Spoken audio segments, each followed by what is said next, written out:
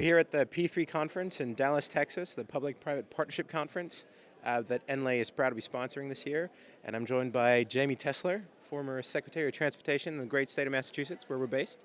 Thanks for being with us, Jamey. How you doing? I'm doing fantastic, and it's great to see so many people here excited about doing great things in infrastructure. So it's been a fun day, and it's been hopefully going to be a great week. This is a crowd that you're pretty familiar with.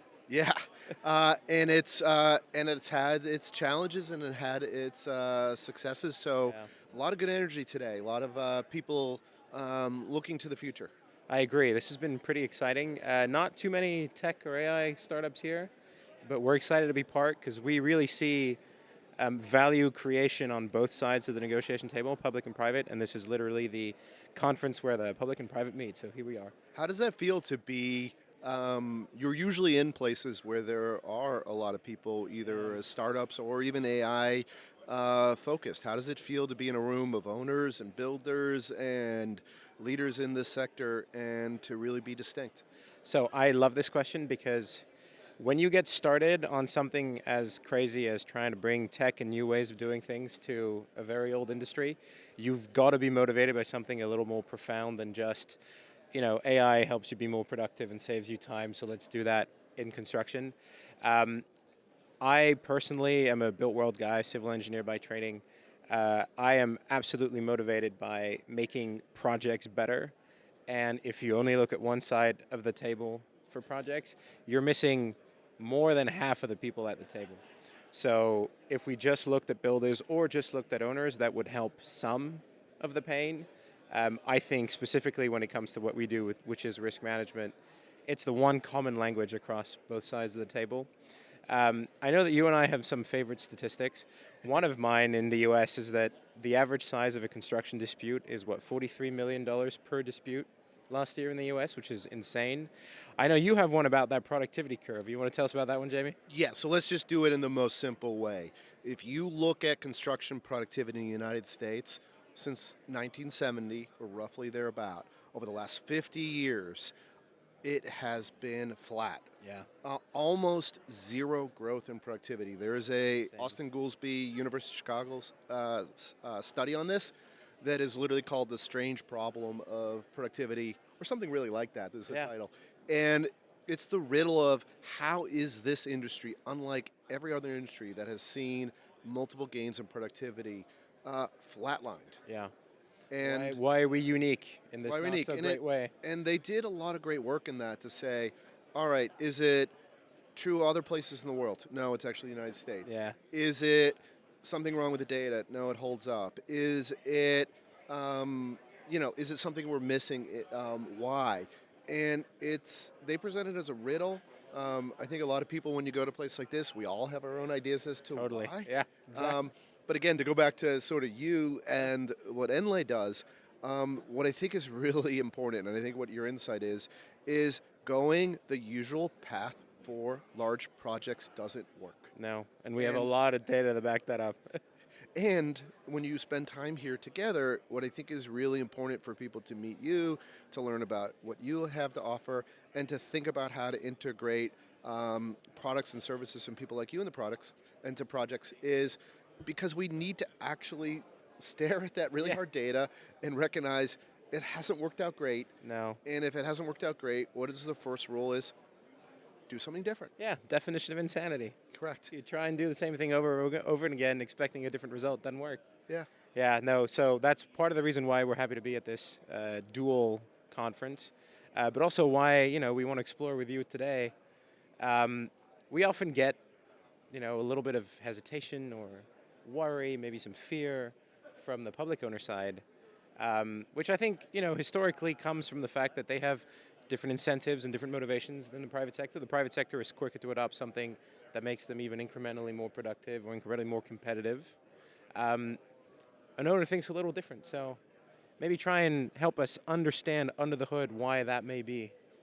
Maybe we can talk a little bit about what risk is and risk from different perspectives. Totally. Yeah. Because if you're a builder, what risk is different than an owner versus if you're an engineer or architect. Yeah. So, we can go back and forth on this, but risk is really in the eye of the beholder. Absolutely. And often, in my experience, running a large DOT and having, reporting to a governor who has to get elected, risk is perceived entirely differently. Totally. And You guys have risks that a GC would consider. I mean, reputational and but you guys are beholden to taxpayers. That's a big risk. so start with the most basic, right? At least Yeah. this is true for MassDOT, which I used to run, the MBTA, which I was on the board, and it's true for a lot of public entities. We vote and approve large projects, which means the team that will design and build them, or especially if we do things like P3s, Yeah. we will vote that in a public meeting. Yeah. We will vote that as a board, which means the first risk is what is the perception and the reality of Absolutely. how and who we selected. Was it fair? Was it balanced? Is there any concerns with the team on the day of Yeah. selection? Does the public understand what you're building and why? Yeah. Yeah. And so we're not looking 10 years out on the kind of risks that you and teams would look at. We're looking at like day one, can we execute and implement a contract here? Yeah. And we have to make that viable for the public. And when you're signing, where you're approving a $1 billion project, that sort of execution risk is more stakeholder based. Absolutely. And so it's really, we get worried about anything that changes the process, Yeah. that creates a new process that we're unfamiliar with. And so despite everything I said about construction productivity, about the jobs that go too long, too expensive, and the quality can be questionable, it's really hard to say, yeah, let's just put to the side that process that we No. always did to pick who we pick, and let's do a new one Yeah. and ask all of us and the elected officials that hire us to go through the pains and risks of a new process. We've heard a lot about this at this conference. There are some public entities that are still, just dipping their toes into the P3 world because it's a new way of delivering projects. It's a new risk profile. It's not what people are used to, and that is a hurdle that's still scary for some on the owner side. Yeah, so what's interesting when you think about that is, to go back to a little bit of what, your experience both as a GC Yeah. and working on large jobs and now building this company is, so, what I think is interesting about how you think about risk and how that might disrupt in a good way and change the way maybe that we can assemble teams and then projects. Yeah. So maybe share a little bit about that. Of course. So Jamey's making a reference to the fact that I was a builder for over a decade. So I've been on the other side of the negotiation table. You get an RFQ, you get an RFP package, you put a response together. And a lot of how the owner has thought about the project, how they've assembled even the selection process, the scoring, the RFP rules, the contract, the supporting documentation, what they expect from the bidder or the joint venture. All of that really puts together in the GC's mind how credible is this, and it feeds the risk profile. We talk about P3s at this conference, obviously because it's the main topic here, but every P3 is unique. So there's no rinse and repeat process. As much as in construction we use a lot of processes for a lot of very good reasons, when you come to more large, or even not necessarily large, but unique projects, you have to go through the motion.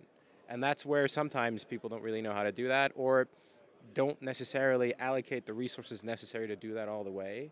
And so what we observed at Enlay was that actually there's a lot of the pain of unlocking the ability to go down that rabbit hole and really understand what you're being asked to provide and what you're signing up for. AI can do a lot of the grunt work of going through what have been really repetitive tasks. And I mean, I know this, but I'm sure you've seen this yourself on the public side, Jamey. When I started my career, we looked at PDF extracts of drawings, everything was in Excel, and everything was Control F in indefinite amounts of PDF pages.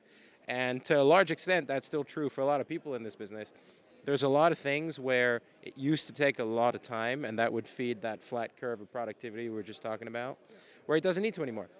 Now, that doesn't mean that because it's out there, everyone knows about it and everyone has gotten comfortable with it. That's, I think, the big difference between public owners and builders.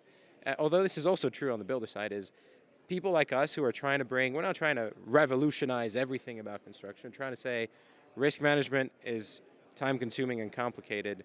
We have tools that make it less murky, that make it a lot more efficient, that mean that you know what you're signing up for, you can actually compare it to what you've done in the past.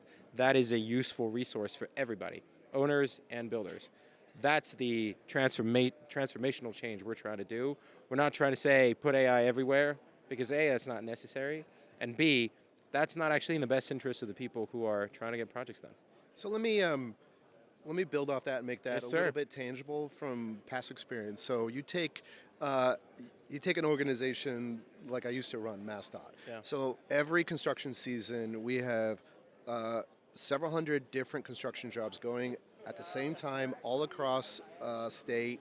Depending on the year, that's $1 billion to $2 billion spend. Yeah. And all shapes and sizes of bridges and roads and different things.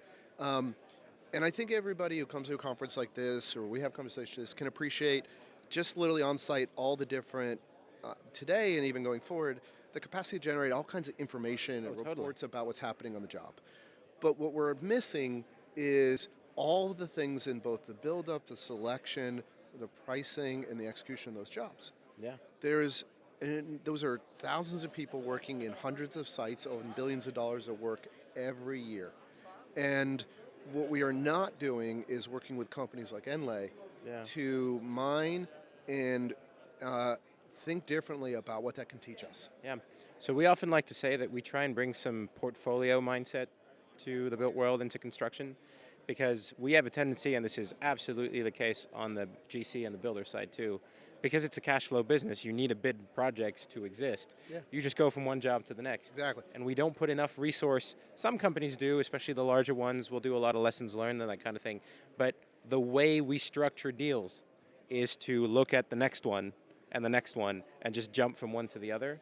And that's why this is a statistic I use a lot, but 96% of data in this business is sitting on a drive not doing anything. Because we finish one job, we're like, I'd love to spend a lot of time analyzing all that, but I have a need to go bid the next one. And I smile at that statistic because it's just intuitively true to me. And what's even more interesting is that is just the tip of the iceberg of the data that we could generate. Totally. Or the data that we should generate, and what other things that we have not even considered from either an environmental or permitting or a land use, like the related things that end up showing up as project risks. We've solved. We are missing all those always. Totally. We've solved the logging problem. We can capture stuff and store it somewhere. Now we got to make use of that. That is a gold mine that we're just at, as you say, tip of the iceberg in making use of that. And now that AI is part of the world, and is a technology that's proven and very useful, that can start bridging the need. I've got all of this mountain of data, I can start going to analyze it.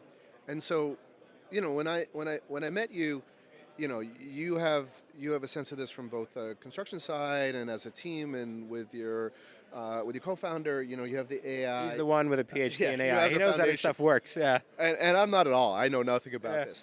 But what I really, really get is how the comment you just made. So whether you're a really large owner or a small owner, or no matter who you are on the owner side, you do not have the time to pause, reflect, and learn from all that you've done before.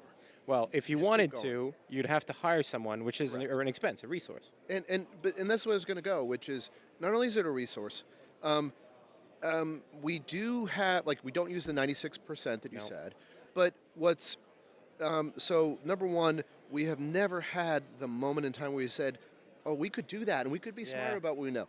But even if we did, the part that I have been persuaded, and the part that I'm excited about, is sort of, it's the most basic thing of AI. Yeah. It's a different form of intelligence. Yeah. So just like when I worked at MassDOT and we did very large jobs, and when you go to a conference like this, you bring in the best advisors. Of course. And you bring in those advisors to give you a different perspective, different insights. And often you have a team of advisors, so you're not solely dependent. I mean, if you're going to do a multi-billion-dollar project, you got to hear a few different viewpoints to get there. You want different opinions. Correct. And so it gets me to the end of the piece with what Enlay and AI can do. It can give you that second doctor's opinion on the things that you have never had the opportunity to look at, and that we are generating a mountain of every day, every year. In fact, it can give you more than a second. It can give you a dozen at once. Yeah. That's the whole premise. This is one of the most interesting things. It's that, we hear a lot of people who are worried about AI coming for your job and all of this. First of all, there's such a labor shortage in our industry that that's really not something to be worried about. AI can actually unlock value in things that we do that we're sort of stockpiling value and not using it. That is something we can unlock. That is a huge value add for both sides of the table. Let me give you I'm gonna change Go the for it, details Jamey. to protect the innocent and past Go for it. governors that I've worked for. Yes, sir. But the reality of how this really goes then in the end, when you lead an agency, is you go to a meeting that team and your staff and your designers and everybody has worked for years on. And we say, we're gonna close this significant tunnel for this period of time and do this. And you go to somebody who's not living with a project, who has constituents who are gonna Write just say, be a little letters, angry about that. complain, And then they go through, and so a real project meeting with the principals who decide what gets built in the United States looks like this. Well, what if you change the closures this way? Can we shift it a week? What happens if an ambulance can't get through? Yeah. And they come up with all kinds of questions and scenarios. And what you have to do then is say, Governor, great question. We will go back to our team and we'll answer those. And you go back to your design team and they spend a lot of time and money and do their best to answer those. And if I had you, I'd have you in the room and we would simulate Live. all those scenarios, because what a governor, an elected official, their superpower is coming up with the things that people really care about. Yeah. And what we as infrastructure people often miss, because we're worried about the project, is those impacts. It's a different job. And we could simulate them at that moment. Yeah. And we could make the elected officials comfortable that we can deliver and execute these projects. This is such a good point. And honestly, a lot of people worry that AI is going to replace the one job they do, but in the built world in general, but construction projects in particular, all of risk management is considering outcomes and making an educated opinion on selecting one or several and covering yourself against them. Meaning that not only is it not a bad thing if you get more of them, it's actually part of the exercise in doing it better of here's where it could land. It's still a human, it's still an organization, it's still a bidder that is going to decide this is my stake, this is the one outcome I'm going to, bet the competitive nature of my proposal on, for example.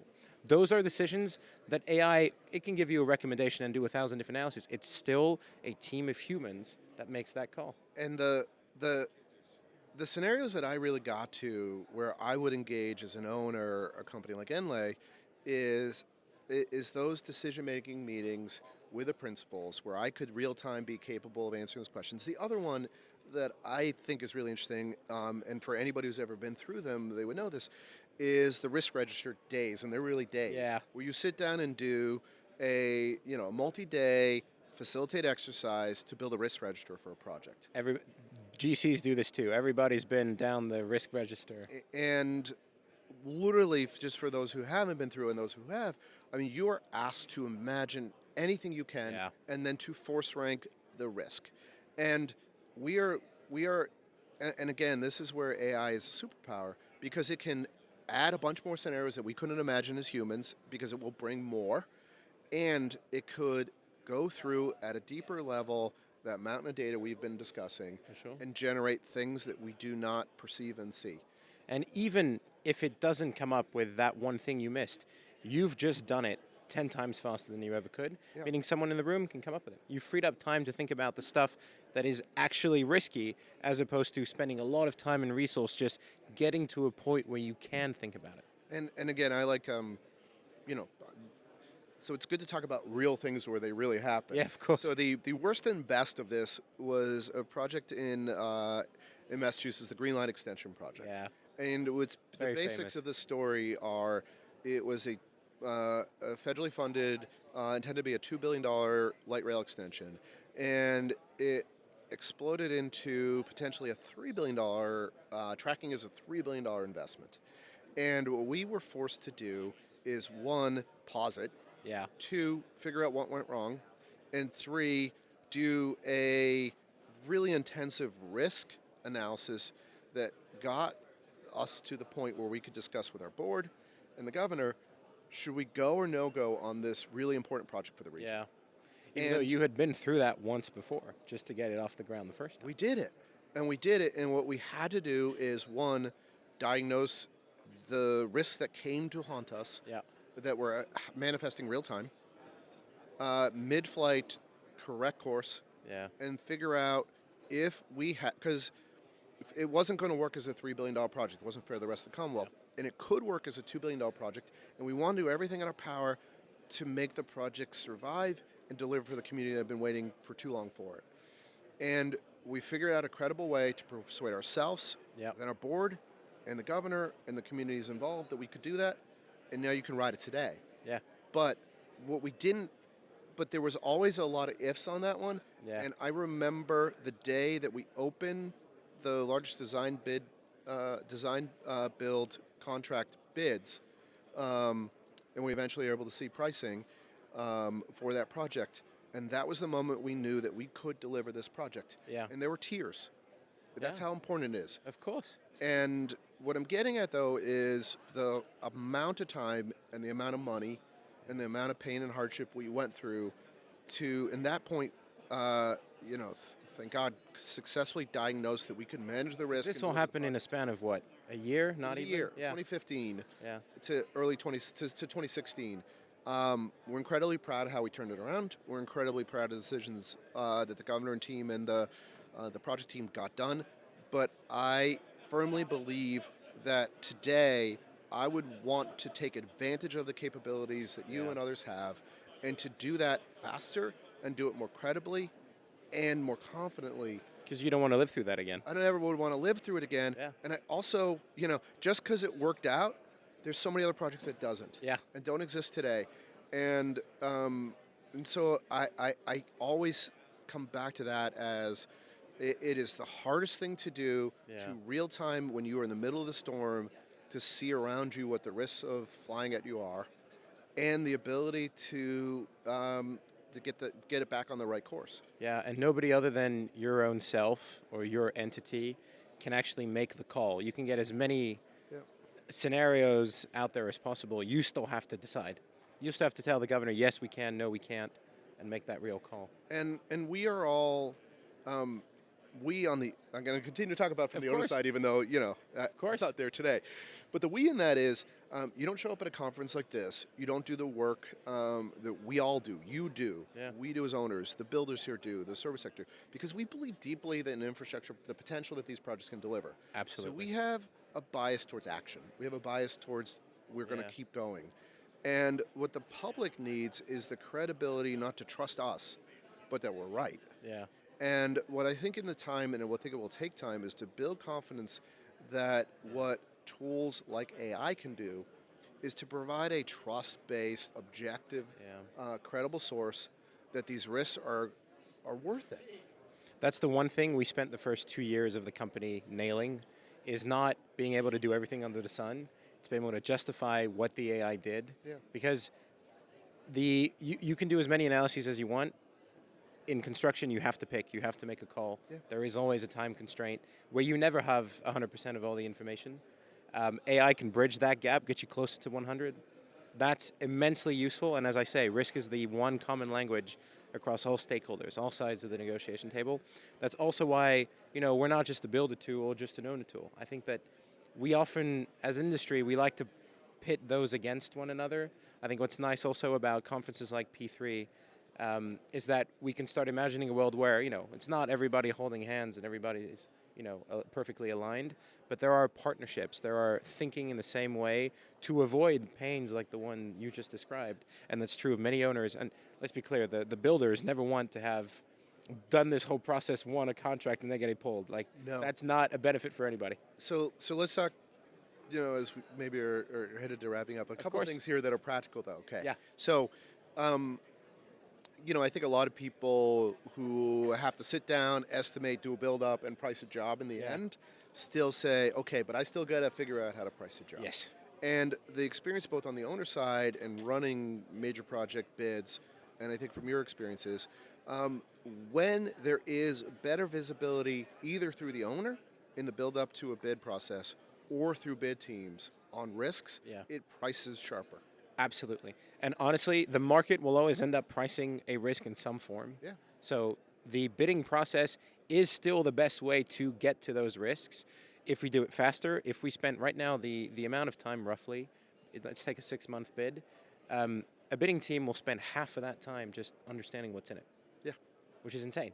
We should be spending less than 10% of the time, because then we can surface all of it, actually negotiate in those client meetings, and get to something where the gap is smaller, therefore the risk of a claim or of a big misunderstanding down the line is smaller. Because that's the impact we're trying to have here. It's not just trying to make one side better equipped to arm themselves against the other side.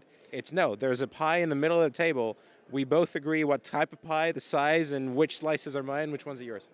But and again, like the experience from the owner side in pricing jobs, which is a really interesting one. Yeah. That is a little counterintuitive.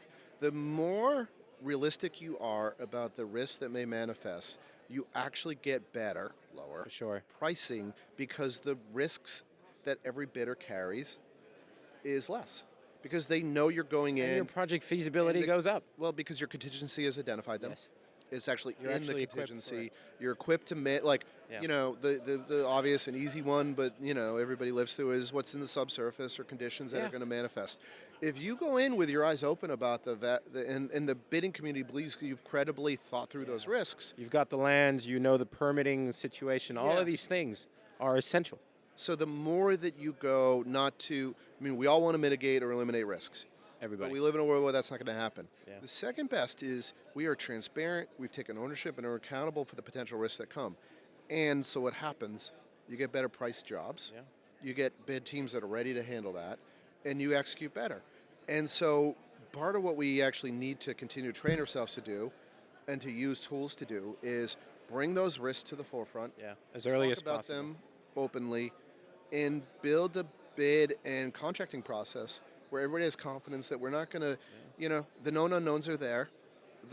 It's baked into the contingency. It's baked into the project management plan.